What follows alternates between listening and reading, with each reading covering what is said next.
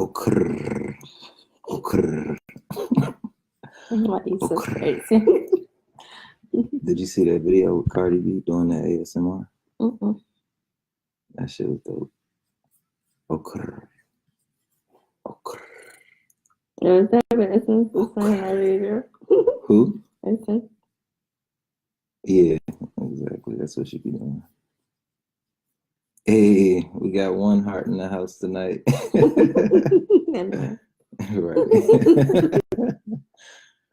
All right. What's good, y'all? What's good? How y'all doing? We're just gonna wait for a few more people to get in the room, and then we're gonna go ahead and get started.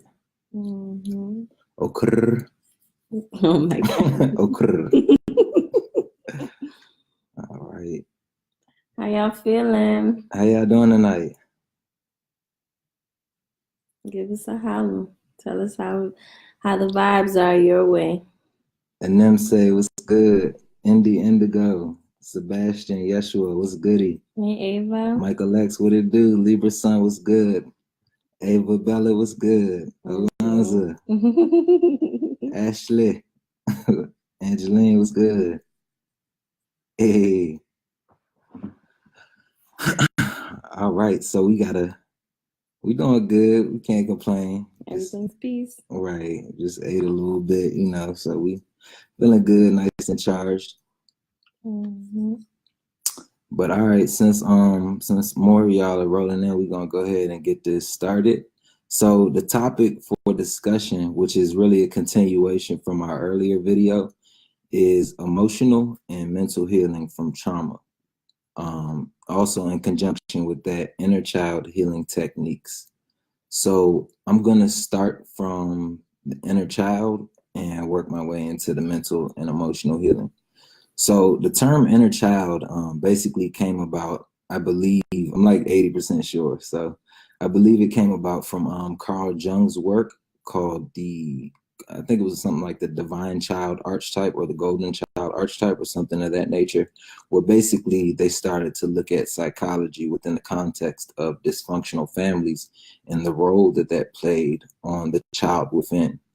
And so as Carl Jung and some of his contemporaries started to look at the child within, they basically saw that it came from dysfunctional families and certain paradigms and emotional states of being that the families would express at certain times. So it's important to know that people are defining inner child in different levels in different ways, but what's important to know that your inner child obviously is that primordial state of being that you had between the ages of birth up to, some people say 6 to 9, but just to be safe, we're going to say from birth till age 14, okay? And so the reason why this is important to know is because that when you are born, you aren't all there just yet, okay? So in metaphysics and people that have a spiritual consciousness already know that the soul and your mind and your emotional nature, all of those aren't born at once, okay? When you come into this world, you actually start to unfold and unflower, much like a flower, So it's important to know that your growth and the degree with your mind and your emotions and your different bodies actually express themselves happen at different degrees. The easiest paradigm to understand this in is that at around age 7, the child starts to have his or her first inkling of consciousness around the age of 7. So this is where logic and reasoning start to form themselves. By age 14, that's when the emotional body of the child actually starts to form, okay? And so the way you can verify this is that around age 14 is when children actually go through puberty. This is all intimately tied to the chakra system and your kundalini as well. I'm going to show you how. This is just a very short, small example, but when the energy reaches the throat, that's when the voice starts to crack. basically signaling that the emotional nature is starting to come into being. And we all know this because of adolescence and puberty. You know, the hormones start kicking in, you start gaining little peach fuzz and stuff like that, and your voice starts cracking. And there's an intimate connection between the throat chakra and the sexual glands. So in a boy, you hear it. He has this high-pitched voice, and then all of a sudden around age 14 or so, when the emotional body is birthed or starts to unfold within the baby or within the child, the voice starts to crack, okay? So the inner child basically is, when people are saying inner child, they're talking about your experience as a child with your childlike consciousness between the ages of 6 to about 14, okay? So, and the nervous system, exactly. Um, hey, what's going on, Clifton Moore and Kanika and Josh, Sonny Jones, what's going on? So, yeah, just to recap, the child, a human being is not all born at once. You know, we have different degrees of initiation, different stages of awakening, and different stages of illumination. And as we were just talking about, the reasoning and the logic and the consciousness first starts to be illuminated at age 7. Around age 14 is when the emotional nature actually starts to come in. When you hit about 21, your mind is actually starting to unfold more. This is why people go to college, and around this time they begin to find themselves. And so it goes on, just as a paradigm, just to understand the example of it. This might not be right and exact for everybody, but 21, and then the next stage will be 28, and you have a realization, and basically your perspective deepens. Then to age 35, then to age 42, and then to age 49. So yeah, I just wanted to start that off just by explaining where the inner child term originates from and basically what it is. We're talking about those periods of time between age 6 to age 14. I don't know if you want to jump in right quick, but we could just tag him. Okay. All right. So jumping into this, between age 6 and 14, the child has a pure, unadulterated consciousness. Basically, they're a magnetic slate, a magnetic tape, if you will. They're just receiving all these type of impressions, forming their viewpoint of the world around them. The important thing that we need to look at is that around age 6 or so, the child has a certain sensitivity that's growing in it. The child is sensitive, and when I say sensitive, I mean that in a psychological sense, not like just emotionally they're sensitive, which they are, but I just mean that they have a very strong power of feeling, a strong power of alertness. Okay, so around age 6, you find that the child's sensitivity is actually growing, and what happens is that the sensitivity is growing faster than the child's sensitivity is growing quicker than its conscious abilities to use reasoning and logic and stuff like that. So as you're a child around this age, your consciousness is ultra sensitive, and you haven't yet formed reason and logic just yet. So you're looking at your parents, because your parents are the primordial relationship, and they generally set the tone for all other subsequent relationships. You're watching your mom basically relate to your father. You're watching your father relate to your mom, or you're watching your grandma, however that is. So when the thing is that all of our parents have trauma, okay? And so we look at these patterns that they express to themselves and express to us, and then we replay those.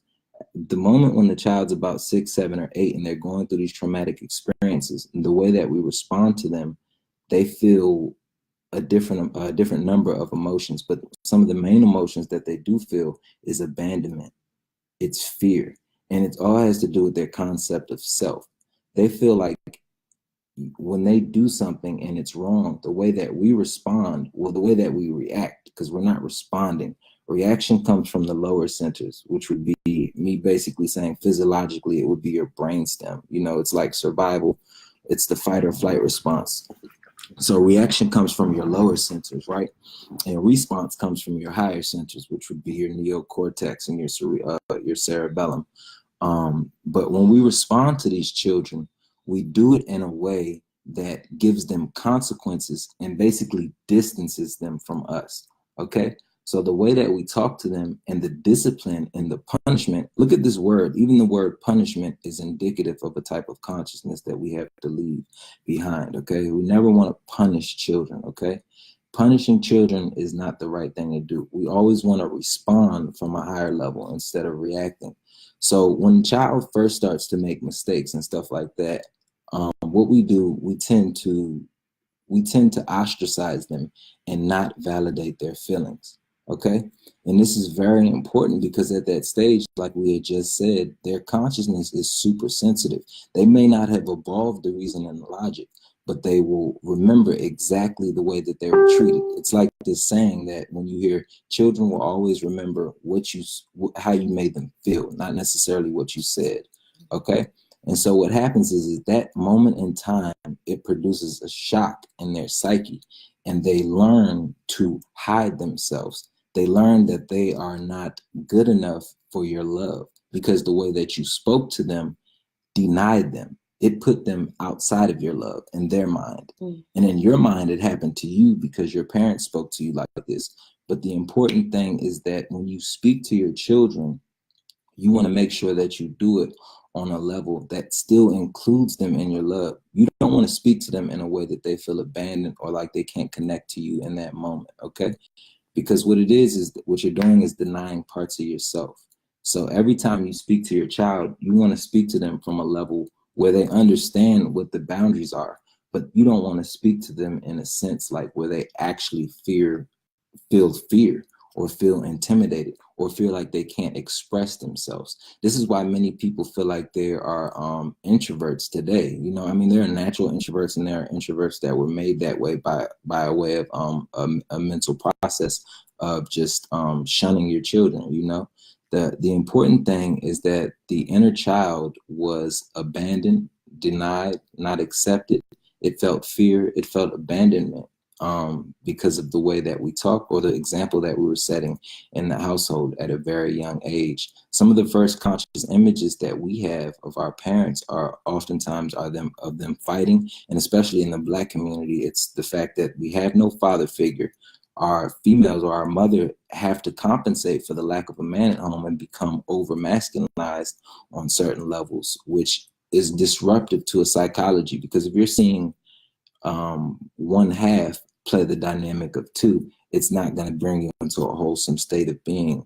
Whereas obviously, if you had both parents in the house, you would really be able to see how yin and yang work with yin and yang work with each other and feed each other in that loop. Okay, so the important thing with inner child work is to begin to I'm sorry. Let me switch out. I'm not gonna start to give the techniques and all that just first. We still kind of want to go into the inner child healing techniques. So basically, the inner child's development was arrested at that phase when they were around 6 to 14, where they were ultra sensitive, but they didn't necessarily develop the capacities to use reason and logic and understand why you yelled at them like that, why you made them feel like they couldn't be validated in their emotions, why they felt abandoned like that, why they feel like they can't speak to you, you know, why they feel like they have to express that behavior to their friends. And what it is that the children is watching this, they're taking holographic photographic pictures of the scenarios of how you actually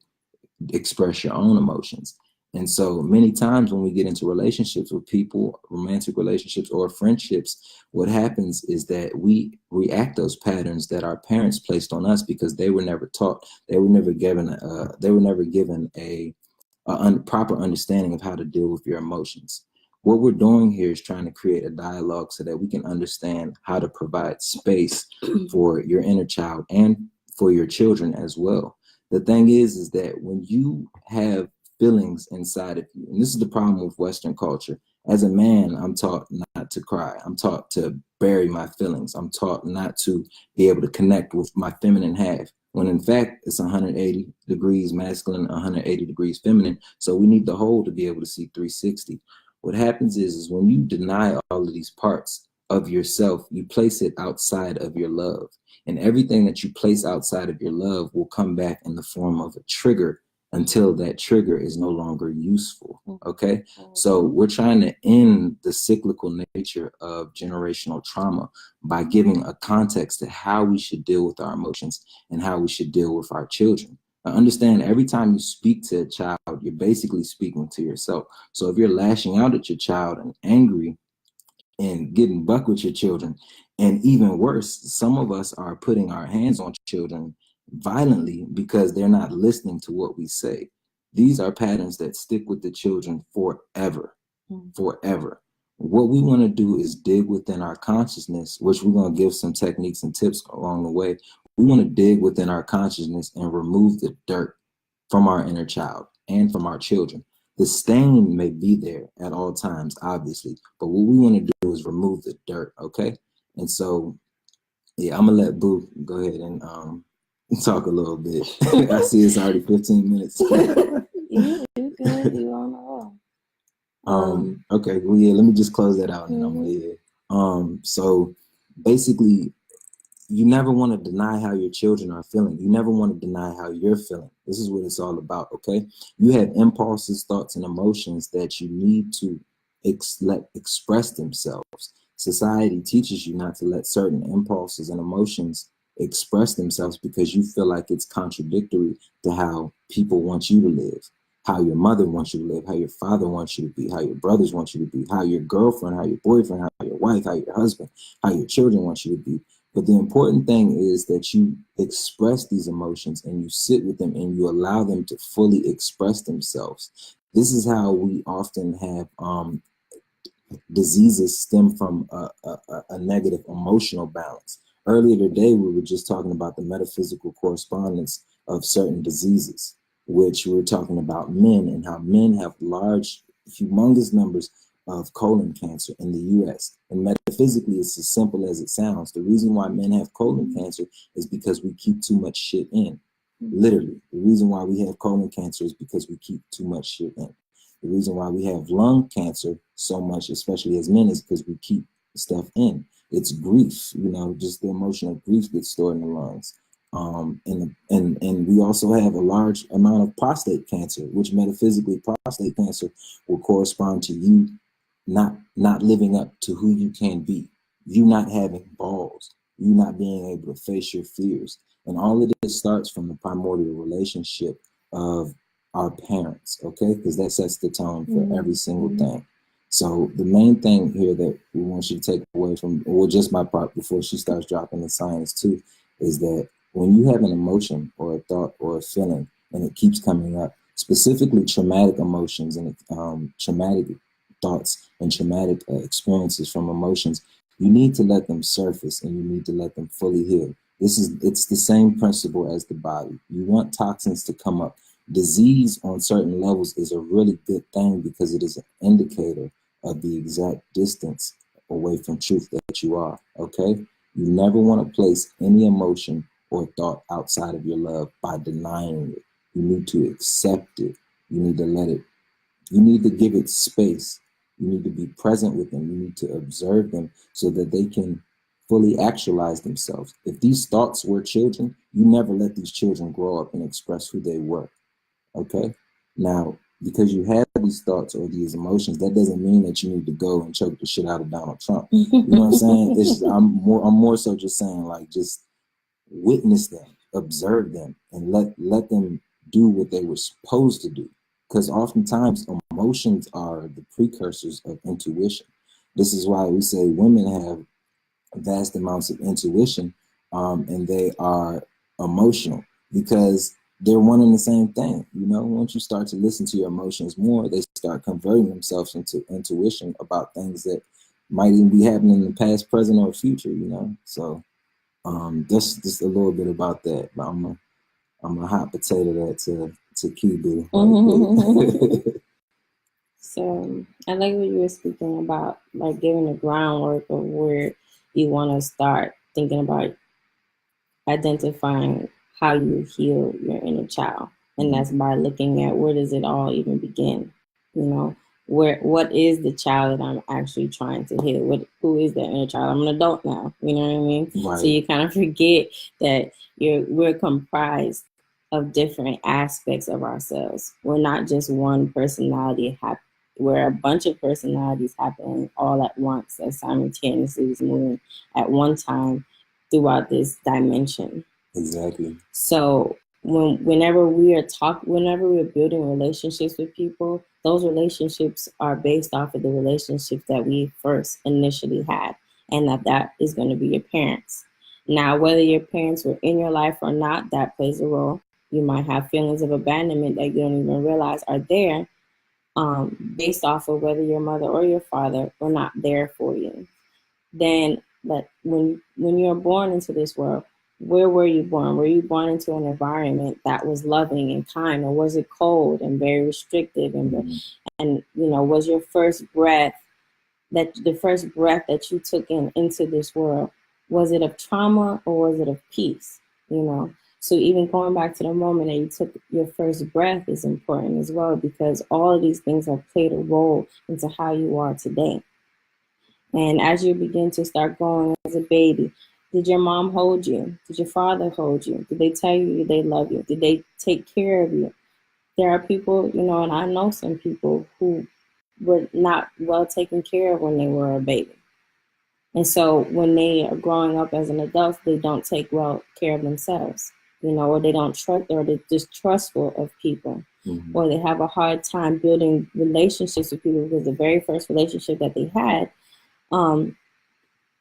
caused disharmony within them. And so now they go throughout their life with making this other disharmonious relationships. So that is why it's so important for us to go back in time and not to dwell in the past, but to go back in time to take a look at what it was that we experienced, so that we are able to release ourselves from it. Because a lot of times, because we don't take a look at things with a higher perspective eye, that we live in with our pain and our suffering on a day-to-day, rather than accepting what had happened and trying to move forward and manifesting the realities that we need to have in order for our souls to evolve. So when we're talking about mental, emotional healing from trauma, it is taking the time to go back and do a review of your life. And you can do this in so many different ways. We were just discussing how there's so many different cultures here on this planet. You can just pick and choose what resonates with you. Not one size fits all when it comes to healing. Exactly. Just like you can eat an apple here, or eat a dragon fruit or a pineapple somewhere else in the world and benefit from the same nutrients. You know what I'm saying? Because it's all just crystallized solar energy. You feel me? So I'm just saying that in the sense that you can get something from one place and receive what you need, and get something from a different place and get the same thing that you needed. It just all depends on what resonates to you when it comes to your healing. So what we're giving to you right now is just different techniques that we've come across. There's no label for how we pick and choose our apples. I like to say we're mystic universalist messengers. We're earthlings. We're not bound to no land or bound to any culture, and specifically, we're soul first and foremost, and then even more beyond that. But we're not gonna go into all of that at this moment.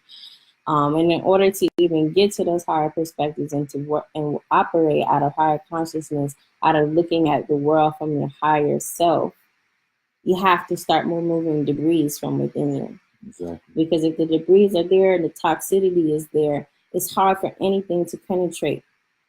It's just like when you eat a bunch of garbage and your veins is now have accumulated so much cholesterol that there's no blood flow, there's no oxygen going throughout the body.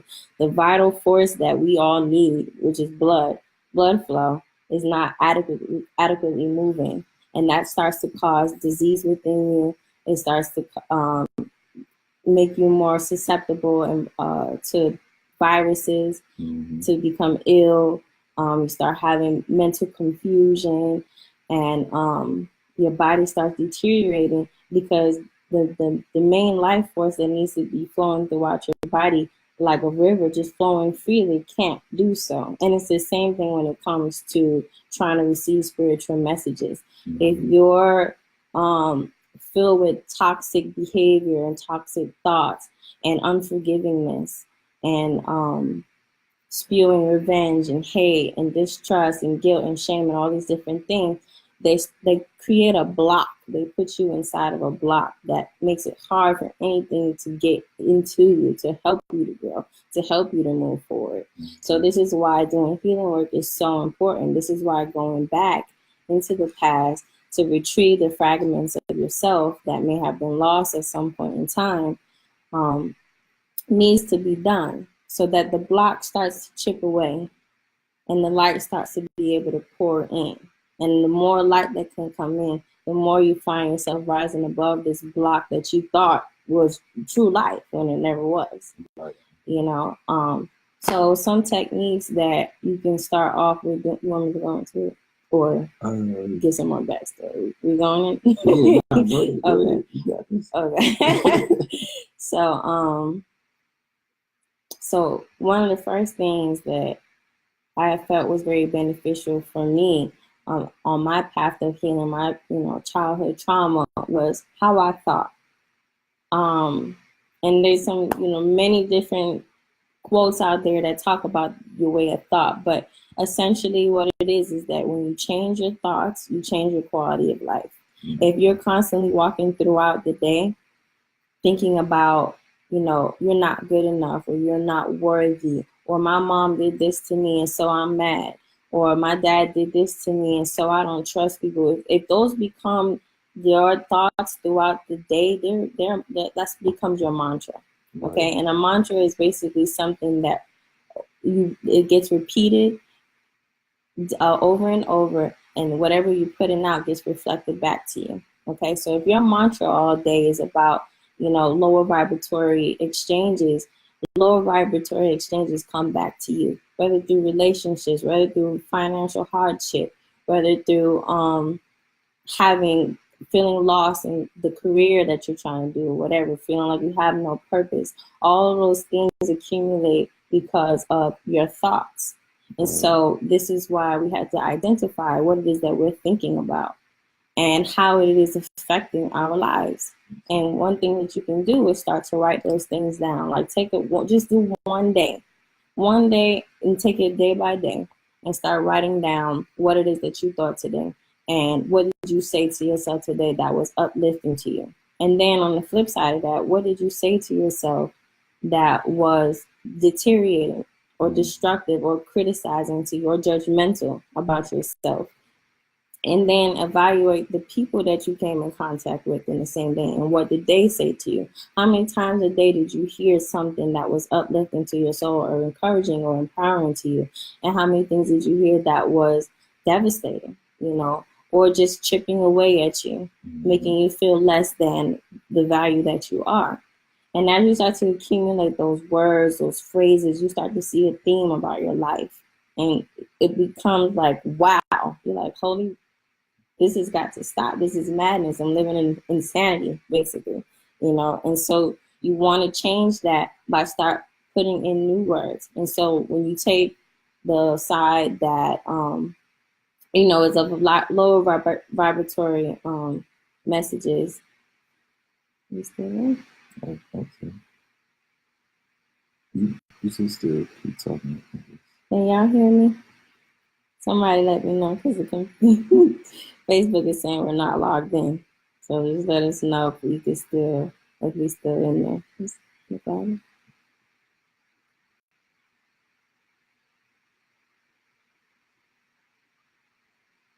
All right, we're back, I think.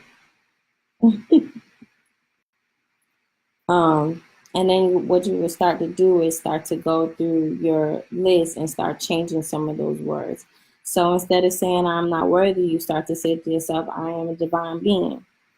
Instead of saying no one loves me, you start, validating yourself. I love myself, because no one can bring forth to you anything that you don't bring forth to yourself.